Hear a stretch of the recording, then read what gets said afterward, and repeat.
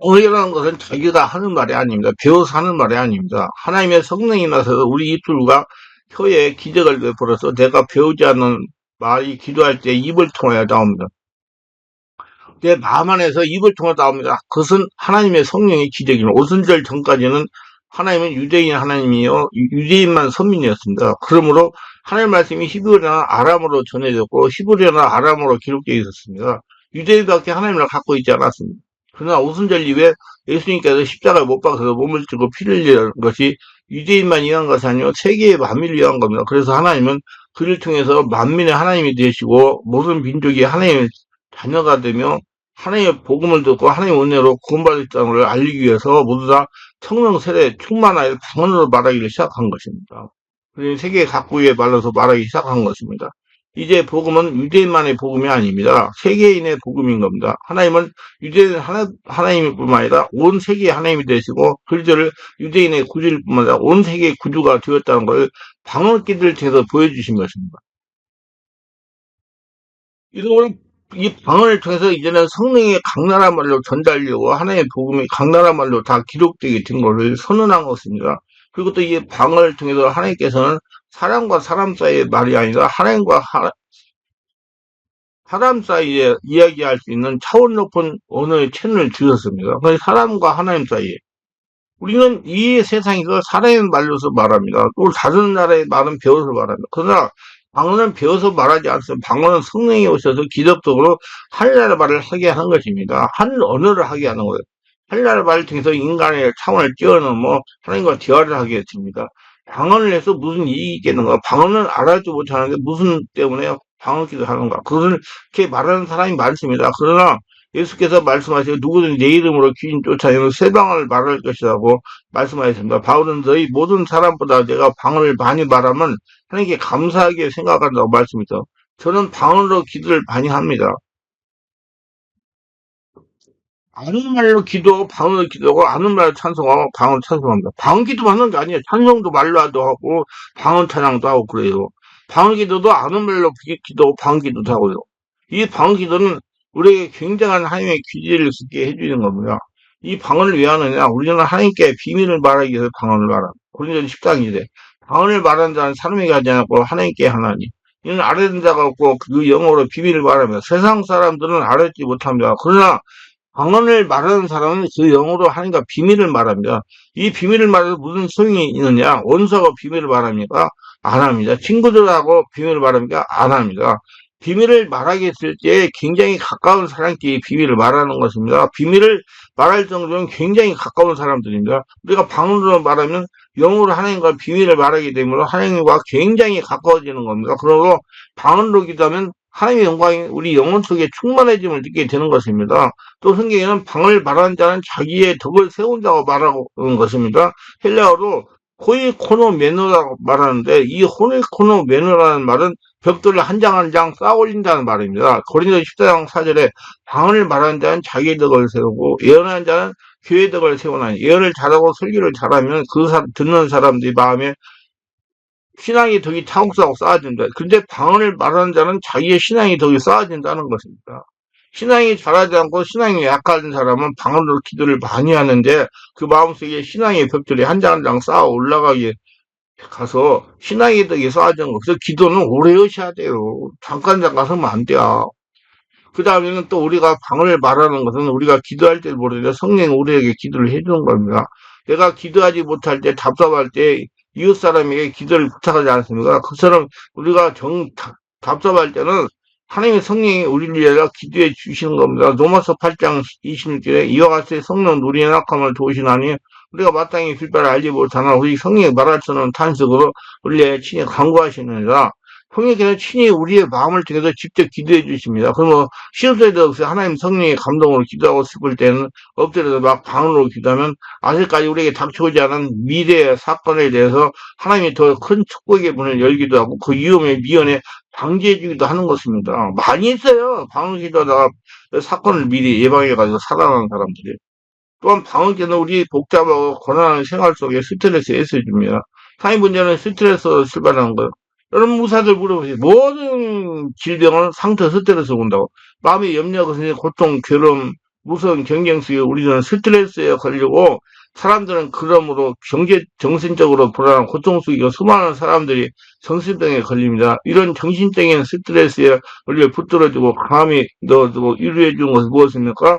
방언은 우리의 정신적인 건강을 가져야 됩니다. 그러므로 제가 미국 어느 종교단체에 발표한 것을 보니까 방언 기도를 말하는 사람 중에 정신병을 입원하는 사람이 별로 없다는 것입니다. 이사야 28장 11절 12절에 보면 그러므로 생수한 입술과 다른 방언으로 이 백성에 말씀하니까 전에 그들에게 이르시기를 이것이 너희 안식이요 이것이 너희 상쾌함이니 너희는 곧바로 곤비한 자에게 안식을 전하시되 그들이 듣지 아니하느니라 라고 말한 것입니다. 이 성경에 보면 생수한 입술과 다른 방언으로 이 백성에 말씀하겠다. 생수한 입술이라는 건 부르르 떨리는 입술인 것입니다.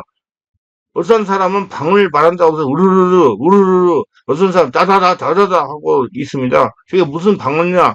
아유 웃기네 합니다. 그건 생소한 입술입니다. 떨리는 입술, 성경에서 떨리는 입술과 다른 방언으로 200씩 말씀하시다 말씀이 나와 있습니다. 그리고 한번 소리내어 읽어보십시다. 저들에게 이르되 이것이 너희 안식이요 이것이 너희 상쾌함이니 너희 곤비한 자에게 안식을 줘라.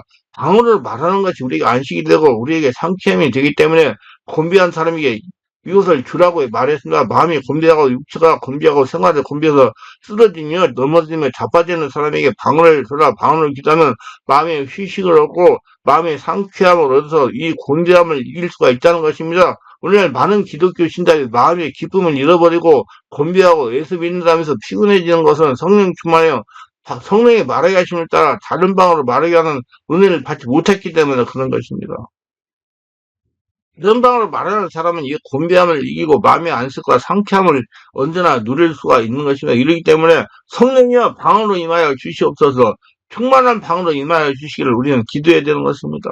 그래서 자꾸 성령 세례받고 숨어마저 성령 안에서 방언을 하려고 그래요. 방언 또 오래 하려고 그러고 싶어요. 마음으로도 기도하고 말로도 방언도 기도하세요.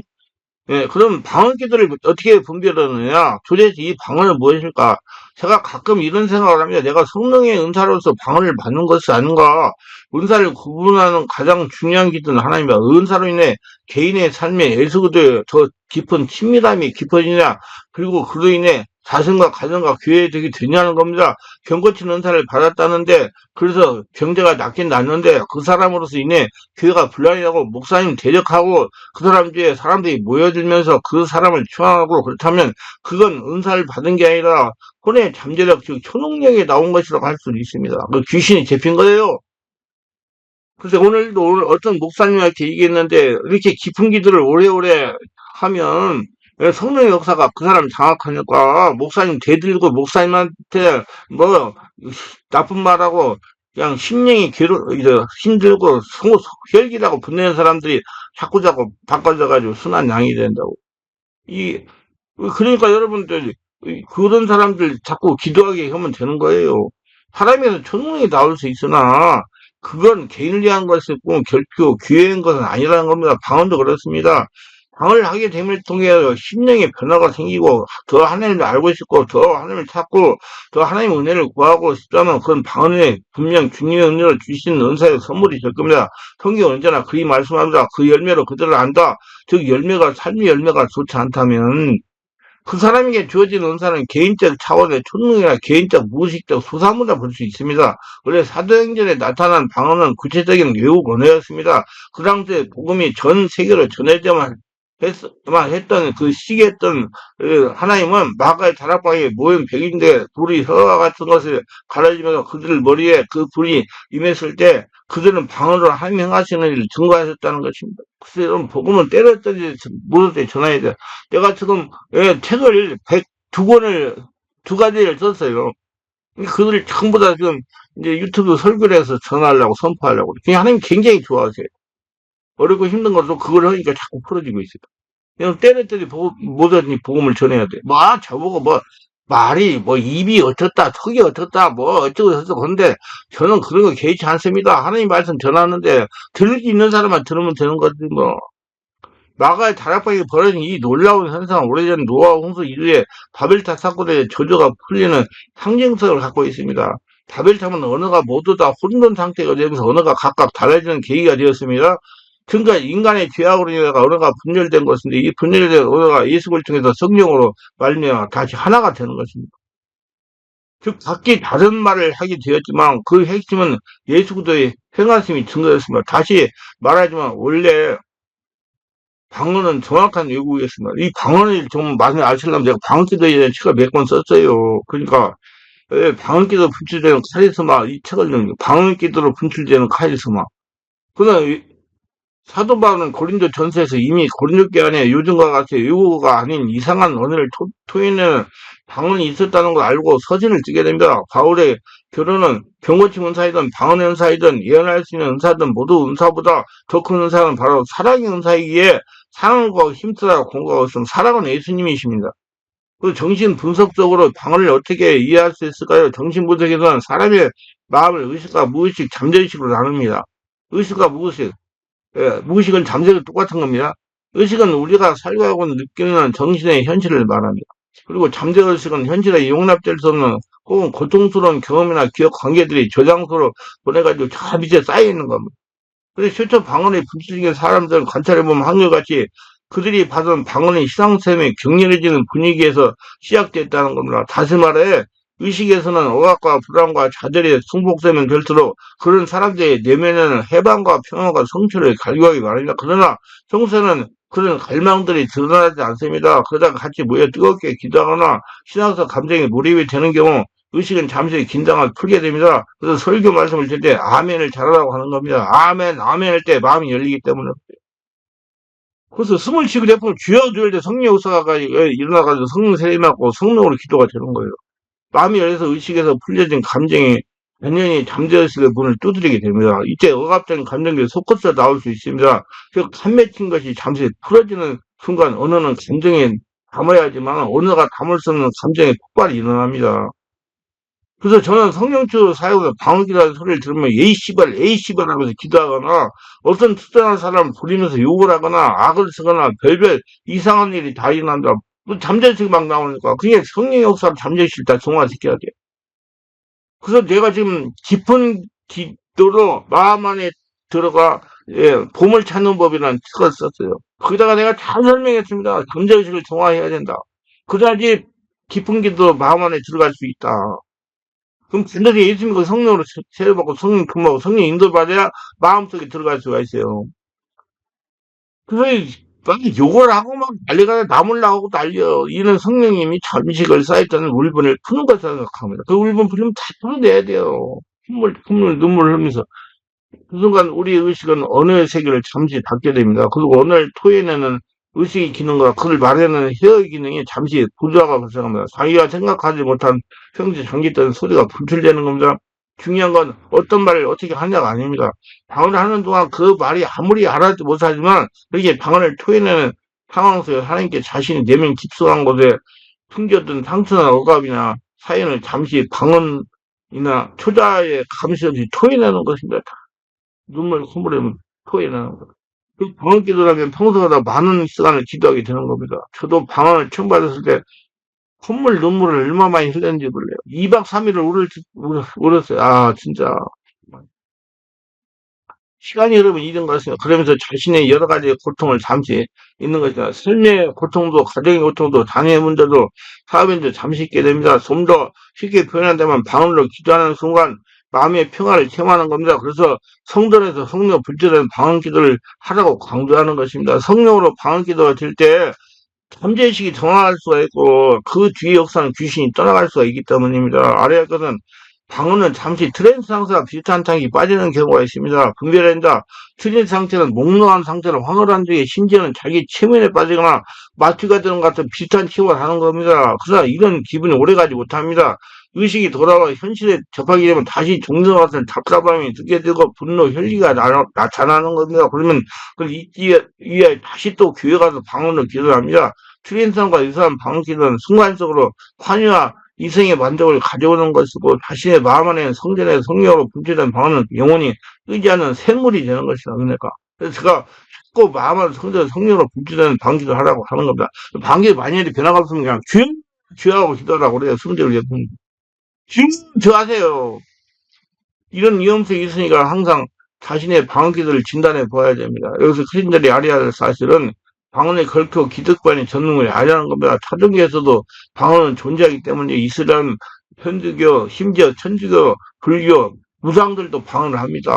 방언할 때 그들 나름대로 트랜스센서가 이상합니다. 무상들은 방귀의 소리에 따라서 등급이 결정된다는 것입니다. 큰 귀신을 부르는 방언을 해야 등급이 높다는 거예요. 방언의 긍극성은 방언 그 자체에 있지 않습니다. 방언의 긍극성은 성령님이 이끌림 받아서 하나님 앞에서 자신의 사회를 인대로 그대로 토해낸다는 것입니다. 자신의 마음 안으로 하나님만 있는 곳에 들어가는 거예요. 이것이 어떠한 형태를 띠고 있다는 상관없습니다. 성령이 이끌림 받는 방언은 하나님 앞에서 가장 솔직하게 자신의 표현에 내려야 하는 몸부림입니다. 그래서 성령이 이끌림 받으세요. 그래서 자신 안에 성령으로 방언을 해야 됩니다. 성경은 이와 같이 성령도 우리 연약함을 도우시나니 우리가 마땅히 기도할 바를 알지 못하나 오늘 성령이 말하시면 탄식으로 울려 친히 간구하시나 마음을 살피시니까 성령의 생각을 하시나니 이는 성령이 하나님 뜻의 성자여 간구하시나 우리가 알거니와 하나님을 사랑하지 않고 그 뜻에 부르심을 입은 자들은 모든 것이 합력하여 선을 이루느니라. 로마서 8장 26, 28절. 여러분이 없어져야 돼요. 그래야지 하나님은 성령이 주인 데가 성령으로 기도해가지고 하나님과 합력하여 선을 이루는 복된 자가 될 수 있어요. 둘째, 자신의 변화가 있는지 없는지 살펴라. 그렇기 때문에 자신의 방언에 트랜스상을 일으키고 있는지 분별해야 됩니다. 분별의 기준은 거대한 성전의식을 가지고 어디서나 하나님을 생각하고 수시로 기도가 되며 기도하면 할수록 자신의 저녁의 변화가 되고 있고 삶에서 열매가 나타나고 교회 가서 여러 사람들과 방언을 기도할 때 같은 황홀함을 항상 지속되냐 그렇지 않냐입니다. 그래서 방언 기도할 때 기분이 좋고 상쾌하고 잘할 것 같은 한 일을 체험하는데 조금 지나면 소멸이 된다면 자신은 지금 트랜스 현상을 일으키는 것입니다. 즉 자신의 성기가 성령으로 불주되는 방기도 아닐 수가 있다는 것입니다. 그럼 무엇일까요? 답은 나와 있어요. 다른 이교들과 같이 자신이 열성과 이성에 기도하는 것입니다. 그래서 순간 쾌락을 맛보는 거예요. 마치 프로포폴을 투약한 것 같은 잠시 고통을 잊는 거예요. 왜 마약을 투약해요? 고통을 잠시 잊으니까. 그러다가 중독이 되는 거죠. 이런 분들은 잠재의식을 정화하는 시간을 가져야 됩니다. 잠재의식을 정화하여 자신의 마음 안에 있는 성령으로 방기도 하도록 바꿔야 돼요. 그러기에 방을 할 줄 안다고 자랑하고도 것도 없고 방을 못한다고 자절할 것도 없어요. 다만 누군가에게 이해할 수 없는 언어로 하나님께 자신의 상처를 고백하는 것이고 누군가에게 이해할 수 있는 언어로 고백할 뿐입니다. 그러나 먹고 살기 힘든 세상에서 누구라도 한번 의식을 내려놓고 의식의 스위치를 끄고 싶을 때가 있듯이 누군가에게 언어가 아닌 자신조차 알아볼 수 없는 언어로 자신의 처지를 하나님께 고백하고 있으면 방언의 트렌스에 사리 잡히고 싶은 청대에 오는 건 당연한 것입니다. 그래서 여기서 분별이 빠르면 이제 귀신이 놀이가 되는 거예요.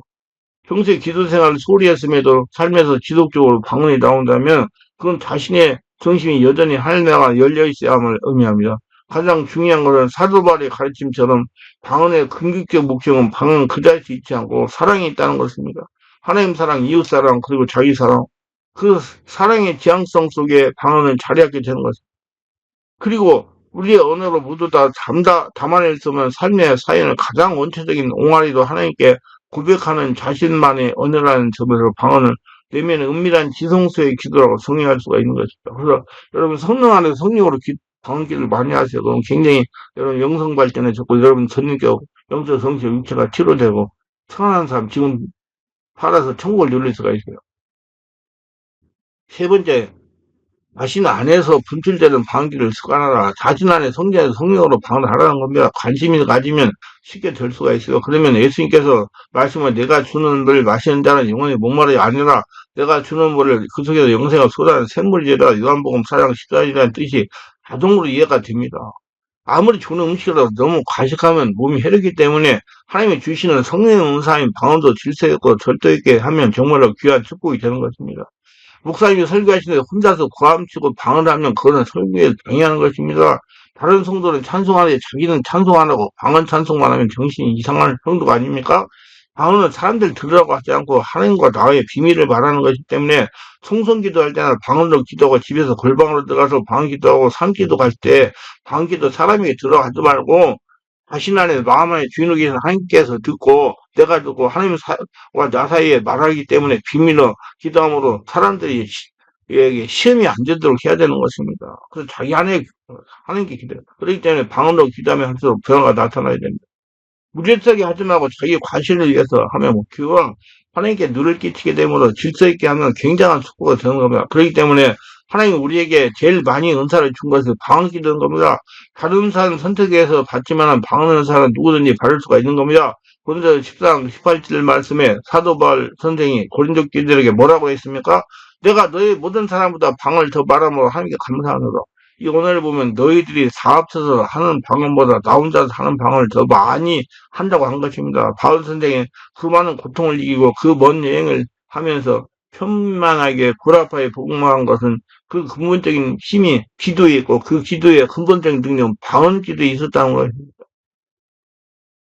39절 4절 그래도 내 형제들아 예언하길 삼으라 방언말을 금하지 말라 모든 것이 품위 있게 하고 질서 있게 하라고 말하는 겁니다. 우리가 방언 말하기를 금하지 말고 품위 있고 존경받는 방언으로 기도하는 거다. 성령은 받고 방언을 할 때 하다가 안 사람은 오늘부터 새로운 각오로 방언을 하세요. 성령 세례받고 성령 우리말로 기도하고 방언으로 기도하고 우리말로 기도하고 방언으로 하고 우리말로 찾아서 방언을 성령 이렇게 해야지 여러분 마음이 열려가 잠재시 정화됩니다. 아직 성령 세례를 받지 못한 사람은 성령 세례를 받고 방언을 하려고 하세요. 꼭 성령 세례를 받고 방언하려고 결심을 하고 하는 게 부르짖으면 오늘날 성령을 선물로 주시는 시대이기 때문에 한 사람 한 사람 내 모두 다 한 시간 이내 또 두 시간 이내 성령 세례를 받을 수가 있습니다. 누구든지 성령 세례를 받을 수 있는 겁니다. 성령 세례를 받고 방언을 말이야 기초 무장이 되어서 마귀 귀신과 싸우고 세상과 싸우고 이기는 승리의 신앙을 살 수 있는 겁니다. 그것이 없이 혼자 기도의 힘으로 이겨나갈 수가 없습니다. 보혜사가 와 계셔도 마귀를 모르고 도움을 못 받는 것이나 방언으로 기도하면 보혜사의 도움을 끊임없이 받을 수 있는 겁니다. 방언을 통해서 보혜사에서 기도해주고 보혜사가 같이 계신 걸 믿을 수 있으나 의지할 수 있고 혼자 믿는 것이 아니라 성령과 함께 믿게 되는 것입니다. 그래서 여러분이 이제 예수님과 주가 예수처럼 성령의 지배에 있고 예수님 생을 살고 성령 안에서 기도하면서 마음 안에 하나님께 숨기는 보물들 찾아서 쓸 수가 있는 사람이 되는 거예요. 그러니 성도는 성령으로 분별은 방언 기도하면 카리스마가 말할 수 있이 강하게 분출되는 것입니다. 이게 한 나라가 됐기 때문에. 기도합니다. 오늘도 저희 설교를 끝까지 시청하시면 축복하고 구독, 좋아요, 알람 설정 공유하시면 축복하시고 모두 성령으로 깊은 방언 가지고 하나님의 은혜를 충만히 받아서 세상에 사랑이 계시면 증명하며 하나님의 복을 받으며 승리하는 축복의 도구들이 다 되도록 도와주셔서 예수님 이름으로 기도합니다.